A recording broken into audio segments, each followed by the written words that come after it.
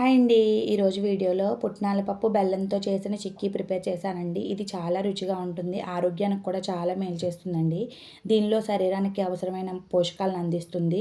బెల్లంలో ఐరన్ ఎక్కువగా ఉండడం వల్ల పుట్నాల పప్పు ప్రోటీన్స్ ఎక్కువగా ఉండి బెల్లంతో కలిపి తినడం వల్ల ఆరోగ్యానికి చాలా మంచిదండి.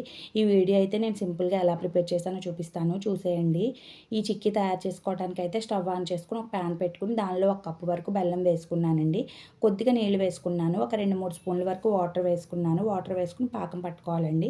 పాకం అయితే మనకి కొద్దిగా ముద్ర పాకమే రావాలి. అంటే మనకి మిఠాయి పాకం పట్టుకుంటాం కదా, అలా రావాలండి. ఇప్పుడు నువ్వుల చిక్కీ కానీ పల్లీ చిక్కీ కానీ తయారు చేసుకుంటాం కదా, సేమ్ అదే పాకం రావాలి. పాకం పట్టేటప్పుడు ఎప్పుడూ కూడా సిమ్లో పెట్టే మరిగించుకోవాలండి. హై ఫ్లేమ్లో పెడితే వెంటనే మాడిపోతుంది వాటర్ కొద్దిగా తక్కువగా వేయటం వల్ల.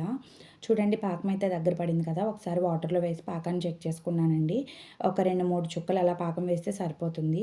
ఆ పాకం మనకి ఎలా వేళ్ళతో మధ్య విరిపితే చక్కగా విరిగిపోవాలండి. ఆ విధంగా వస్తే సరిపోతుంది. పాకం అయితే చక్కగా దగ్గర పడిపోయిందండి. ఇప్పుడు దీనిలో 1 స్పూన్ వరకు నెయ్యి వేసుకున్నాను. నెయ్యి వేసుకుని ఒకసారి మిక్స్ చేసుకోవాలండి. మొత్తం బాగా కలిసిన తర్వాత ఈ పుట్నాల పప్పు అయితే నేను 1 కప్పు వరకు బెల్లం తీసుకున్నాను కదండి, అదే కప్పుతో 1 కప్పు వరకు పుట్నాల పప్పు తీసుకున్నాను.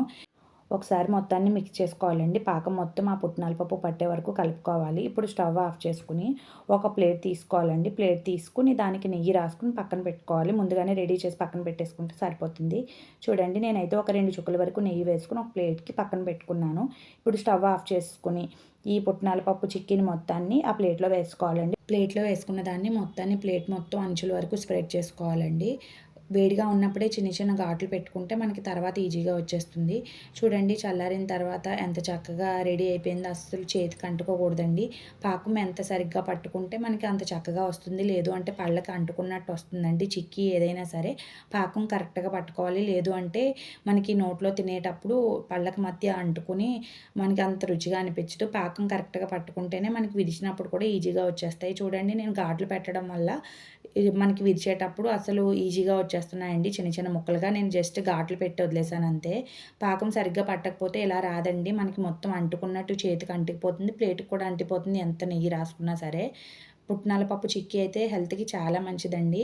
పిల్లలకి సమ్మర్‌లో ఊరికే ఏదో ఒకటి కావాలని చెప్పి అడుగుతారు కదా, అలాంటప్పుడు ఇలాంటి హెల్తీ రెసిపీస్ చేసి పెట్టండి. వాళ్ళు కూడా ఇష్టంగా తింటారు.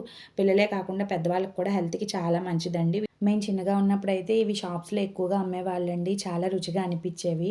ఏం లేనప్పుడు కూడా బెల్లం, శనగపప్పు తినేవాళ్ళు. అది కూడా రుచిగా అనిపిచ్చేది. ఇలా తయారు చేసి చిక్కీ ఇచ్చారంటే మీ పిల్లలు అస్సలు వదిలిపెట్టరండి. మళ్ళీ మళ్ళీ ఇవే చేయమని అడుగుతారు. అంత రుచిగా ఉంటాయి. ఈ వీడియో కనుక మీకు నచ్చినట్లయితే ప్లీజ్ నా ఛానల్‌ని సబ్స్క్రైబ్ చేసుకోవడం మర్చిపోవద్దండి. వీడియోస్ అయితే చూస్తున్నారు కానీ ఛానల్‌ని సబ్స్క్రైబ్ చేయట్లే. ప్లీజ్ ఛానల్‌ని సబ్స్క్రైబ్ చేసుకొని ఇప్పుడైతే ఈ వీడియోకి ఒక లైక్ చేసేయండి.